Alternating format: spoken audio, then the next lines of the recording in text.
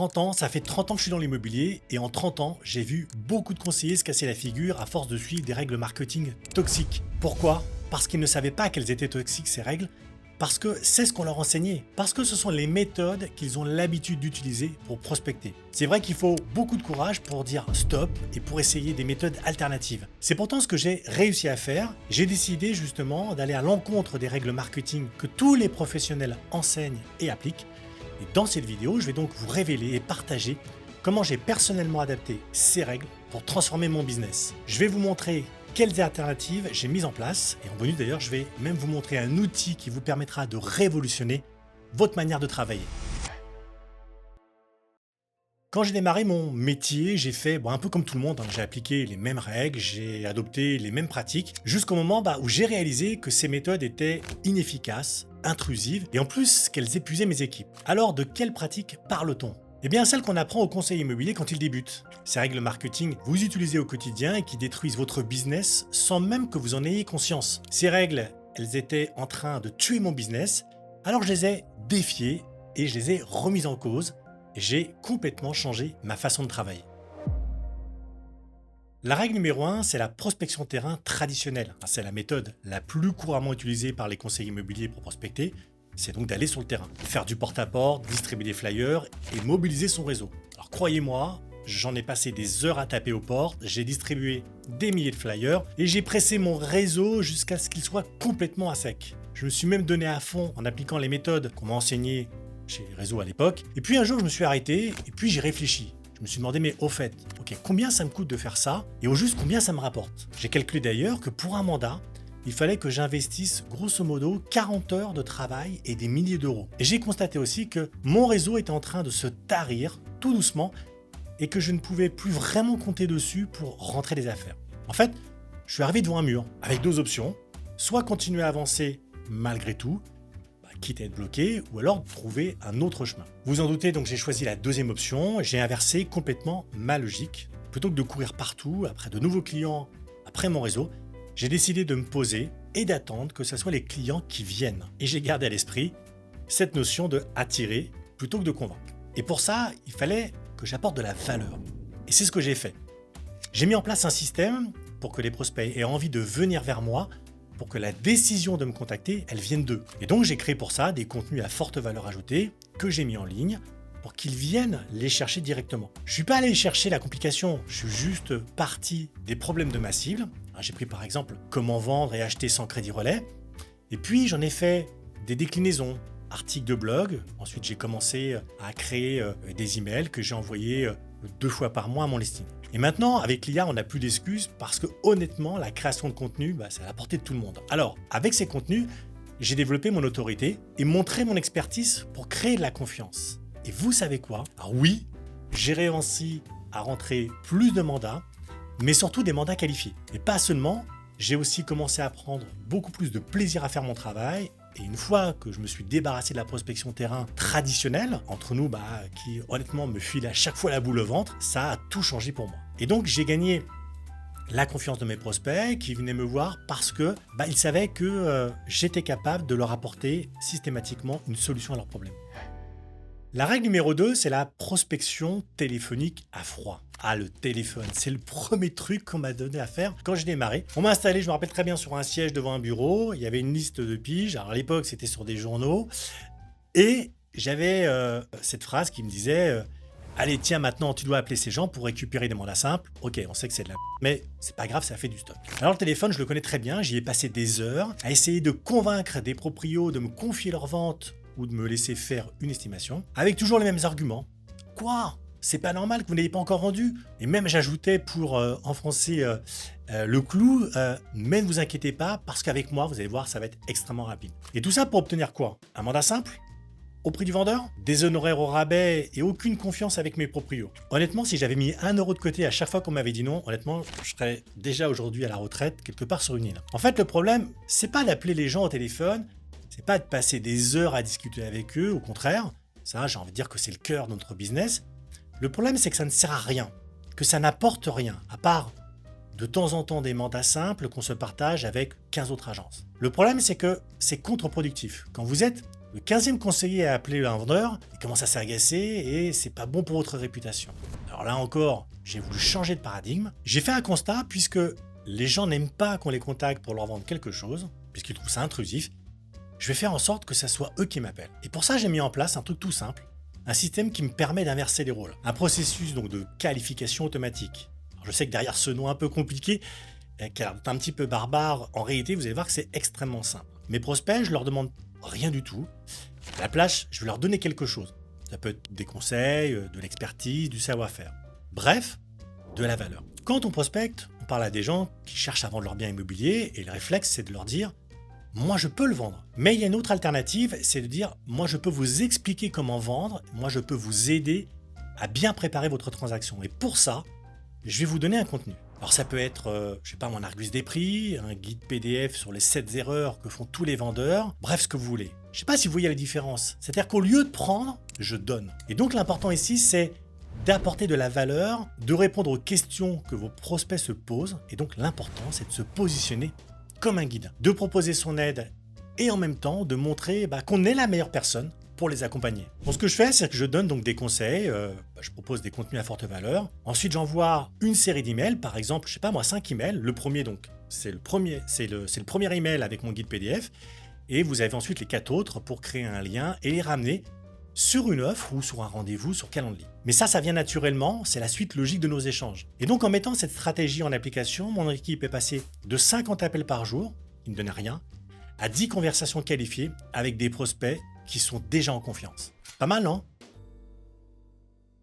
La règle numéro 3, c'est la surenchère publicitaire. Alors oui, la publicité, c'est un outil marketing super puissant. Je ne vais pas vous dire le contraire, je m'en sers tous les jours. Mais ça ne veut pas dire qu'on peut la mettre à toutes les sauces. C'est un outil puissant, ok, mais à condition de l'utiliser comme il faut. Et vous savez ce qu'on dit, de grands pouvoirs impliquent de grandes responsabilités. Et la pub, c'est typiquement le genre de canal d'acquisition dans lequel vous pouvez investir des milliers d'euros pour rien et dire après, non, ça ne marche pas. Donc quand les régies publicitaires sur Google et sur Facebook ont été lancées, j'étais dingue. J'ai dépensé des fortunes là-dedans. J'avais aucune stratégie, mais c'était pas grave. Les prestataires nous disaient « ouais, il faut augmenter votre budget pub pour être visible ». Et moi, ce que j'ai fait, c'est que j'ai augmenté mon budget pub. D'ailleurs, souvent, le mot-clé travaillé, c'était le nom de votre agence. La pub, souvent, me ramenait sur une page d'accueil de mon site, sur une page d'estimation gratuite. Alors, autant vous dire qu'au niveau conversion, c'était un zéro pointé. Il m'a fallu des années pour comprendre un truc. C'est que le nombre d'impressions n'a aucun impact. Je peux faire 1000 impressions, 1000 clics sur une publicité, mais si derrière, j'ai 0 prospect, ça veut dire que ma pub, elle est pourrie. Et c'est là que j'ai compris que ce qui compte en réalité, c'est la conversion, pas le nombre d'impressions. J'ai compris que si je veux convertir, ça ne sert à rien de balancer des milliers d'euros dans la pub sans réfléchir. Ce qu'il faut donc, c'est que je travaille ce côté confiance. Ce qu'il faut, c'est toucher moins de gens avec moins de pubs, donc moins d'argent, mais des gens que je vais pouvoir pousser vers la conversion avec un retour sur investissement énorme. Aujourd'hui d'ailleurs, j'ai revu complètement mon approche des médias. J'utilise la publicité, oui, mais de façon ciblée, avec une promesse unique qui ramène les gens vers un contenu cohérent, donc c'est soit un article de blog, soit une page web, avec un formulaire. Et en réalité, l'essentiel de mon budget marketing, il est concentré sur une chose, travailler ma présence en ligne et créer une liste email. Comme ça, je peux communiquer par la suite avec eux gratuitement. Résultat donc, j'ai boosté mes conversions de 35% et j'ai surtout réduit mon budget pub de 40%. Maintenant, c'est à votre tour de changer. Si j'ai réussi à défier, on va dire, les conventions de la prospection immobilière, vous aussi, vous pouvez le faire. Vous aussi, vous avez tout ce qu'il faut pour laisser tomber ces méthodes inefficaces ou du moins les adapter et vous tourner vers des alternatives, surtout à l'ère de l'IA et des automatisations. Attention, oui, j'ai conscience que c'est pas un truc qu'on peut faire en claquant des doigts, que c'est pas forcément toujours si simple que ça. C'est compliqué de tout remettre en cause, surtout quand on pratique, on va dire, ces méthodologies depuis des dizaines et des dizaines d'années. C'est pour ça que j'ai travaillé d'ailleurs à rendre cette nouvelle approche accessible à tous les professionnels de l'immobilier. Pour ça d'ailleurs, j'ai créé un outil avec mon équipe qui s'appelle donc Prospeneo. Et Prospeneo, c'est un logiciel dédié à l'immobilier qui intègre les 3 approches avec lesquelles j'ai pu transformer mon business et qui vont transformer le vôtre. Alors, je peux vous le dire parce que je le vois tous les jours dans ma propre activité, mais aussi dans les conseillers qui ont adapté mon système et qui ont vu leurs résultats exploser. Alors ce que je vous propose, c'est de vous partager mon écran et je vous montre un petit peu comment tout ça fonctionne. Donc la première chose que je vais faire, c'est que je vais créer un appart en PDF à forte valeur ajoutée sur Canva. D'ailleurs, vous pouvez vous aider là-dessus, bien sûr, de ChatGPT. Et pour ça, donc j'utilise donc la solution Canva que vous connaissez tous à partir d'un modèle. Et donc cet appât, n'oubliez pas qu'il doit résoudre un problème dur, hein, le fameux acronyme qui va définir un problème qui doit être douloureux, urgent et reconnu. Donc une fois que vous avez ce document, on l'exporte au format PDF. Et ensuite, je vais aller sur Prospenio. Là, je vais créer un tunnel de vente. Donc, je vais partir d'un modèle déjà établi de ma bibliothèque. Je vais le compléter. Je vais rajouter mes images, compléter mon texte, changer ma promesse, etc. Et puis, ce que je vais faire, c'est que je vais donc y insérer un formulaire. Alors, faites attention parce que souvent, on a tendance à mettre des formulaires qui font 4 km. Mais là, honnêtement, je vous le déconseille. On va faire un formulaire tout simple avec un prénom et un email. On pourrait mettre juste un email. On va dire que le côté prénom, c'est pas forcément très grave et intrusif, donc on peut le faire. Et puis, donc ce formulaire, à chaque fois que les gens vont donc le remplir, ça va automatiquement donc déclencher une séquence email où là, je vais pouvoir donc délivrer donc mon appât. Ok, ensuite, ce que je vais faire, c'est que je vais mettre en place un système donc automatisé. Donc pour ça, je vais dans la partie automatisation. Je vais dire, ok, à chaque fois qu'une personne remplit le formulaire, je vais lui envoyer donc cette séquence email. Et d'ailleurs, je vais aller voir tout de suite la séquence email pour vous montrer à quoi ça ressemble. Vous voyez, c'est une séquence qui peut être faite de 4 ou de 5 emails et que je vais espacer entre de plusieurs jours. Donc généralement, ce que je fais, c'est que je fais en sorte que la séquence globale n'excède pas 10 ou 15 jours parce qu'après, c'est un petit peu long. Après, j'ai envie de dire, tout dépend du contexte. Donc vous voyez, dans cette séquence email, je vais pouvoir... vous voulez mettre des liens, donc vous voyez ici on voit bien le lien de mon document PDF et puis d'ailleurs vous pouvez avec le temps, vous voyez sur le 4 ou le 5e email, je les invite même à prendre un rendez-vous s'ils le souhaitent et parler de leur projet. Et ce que je fais ensuite, c'est que j'envoie tous les mois une newsletter automatique donc à ma liste pour garder un lien avec eux. Et puis dans cette offre, comme vous pouvez le voir sur cet exemple-là, ce que je fais, c'est que j'ai toujours un petit rappel de mon offre qui, entre guillemets, va permettre de relancer les projets de certains. Ok ? Alors, ce que je fais généralement, c'est que moi, j'ai un blog dans lequel je mets des articles et donc automatiquement, Prospenio va récupérer ces articles au format RSS. Maintenant, vous n'êtes pas obligé d'avoir un blog, vous pouvez tout à fait écrire vos articles à la volée, ça pose aucun problème. Ensuite, donc, je vais créer ma campagne, pareil, à partir d'un modèle, je personnalise les objets, je sélectionne les contacts qui m'intéressent et je programme le tout. Donc vous avez vu, c'est pas si compliqué que ça. Je vous ai fait bien sûr une démonstration un peu rapide puisque l'objectif c'était de vous montrer un aperçu global. Mais je sais que certains vont me dire que vous avez des raisons qui font que ça ne marchera pas chez vous. C'est ce qu'on appelle les objections. Je les connais bien, je les entends souvent. Et ce que je vous propose, c'est de les passer en revue. La première objection, c'est « Ah, Fred, tu sais quoi? Dans mon secteur, ça ne marchera jamais. » Alors oui, vous pensez que dans votre secteur, les choses sont différentes parce que c'est une zone rurale, parce que le marché est très concurrentiel, parce que vous vendez des biens haut de gamme, ou mieux, parce que vos prospects n'ont pas d'email. Bref, chez vous, c'est pas comme ailleurs. Ces alternatives ne marcheront pas. Bon, alors c'est vrai que je vais être très clair, peu importe le secteur, peu importe votre profil de type de client ou votre niche commerciale, cette approche s'applique à tous les types de marchés. Et je peux vous le dire parce que je l'ai testé partout pour des clients complètement différents, dans toutes les niches possibles et imaginables. Allez, l'autre objection, c'est j'ai pas les compétences. Sinon, il y a une petite variante qui est j'ai pas le temps. Bon, ça revient un peu près au même, ça veut dire j'aime bien cette approche, mais j'ai pas les moyens de l'appliquer, et c'est vrai. Mais changer d'approche, ça passe d'abord par la volonté de passer à l'action et d'adapter votre stratégie pour intégrer ce qu'on vient de voir dans cette vidéo. Et c'est justement pour ça qu'on a mis en place dans Prospenio des modèles prêts à l'emploi, des tutoriels vidéo.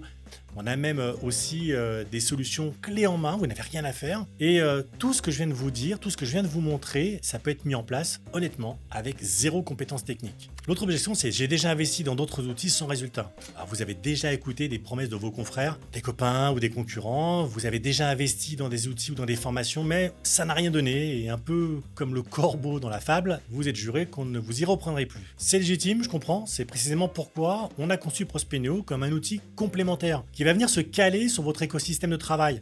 Prospenio, donc c'est un peu comme une surcouche qui va optimiser vos résultats. En résumé, Prospenio, c'est quoi? C'est une combinaison de plusieurs applications. Vous allez avoir une application de prospection, automatisation, page web, transaction. Et en gros, c'est à vous de choisir celle qui vous convient et qui va compléter ou remplacer votre système actuel. D'ailleurs, vous pouvez tester gratuitement Prospeno pendant 14 jours, je vous mets le lien juste en dessous, en description. Allez, on arrive sur mon objection fétiche, c'est les vendeurs sur mon secteur sont trop traditionnels. Moi j'adore cette objection parce que ça montre un peu quelque part qu'il y a encore beaucoup de conseillers qui connaissent mal leur audience, puis qui ont du mal à comprendre ses attentes, comme si le digital était une affaire de génération. Alors, je peux vous dire qu'il n'y a pas d'âge pour chercher les infos sur le web et encore moins pour se sentir reconnu et valorisé. Un jour, j'ai un propriétaire de 78 ans qui m'a contacté après avoir téléchargé une analyse de marché sur une landing page. Et ouais, donc en réalité, la seule limite, c'est celle que vous vous imposez à vous-même. Mais vos prospects, eux, ils ne se posent pas la question, ils ont besoin de quelque chose, ils vont le chercher, et même en ligne. Et d'ailleurs, ça n'empêche absolument pas le contact direct, puisque une fois qu'on les a pris en contact, vous pouvez continuer les échanges, soit par téléphone, soit avec des rendez-vous physiques, en agence ou chez le client. Voilà pour les objections classiques. Dans cette vidéo, je vous ai expliqué donc comment j'ai adapté les 3 règles marketing toxiques que la plupart des conseillers immobiliers continuent de suivre, c'est-à-dire la prospection terrain et son manque de résultats concrets, les appels à froid intrusifs que le client dénonce de plus en plus, et puis la surenchère publicitaire qui est tout sauf rentable. Si tout ce qu'on vient de voir dans cette vidéo vous parle, mais vous vous sentez un petit peu perdu, j'offre 2 sessions de coaching cette semaine uniquement. Comment ça se passe? C'est simple, vous prenez rendez-vous, on analyse votre projet ensemble, on vous dit ce qui bloque selon nous, on vous propose un plan d'action simple pour le débloquer, on vous dit si on peut le faire avec vous. Pour ça c'est simple, il suffit de cliquer sur le premier lien qui se trouve en description, vous rentrez votre email, et moi je vous dis à tout de suite.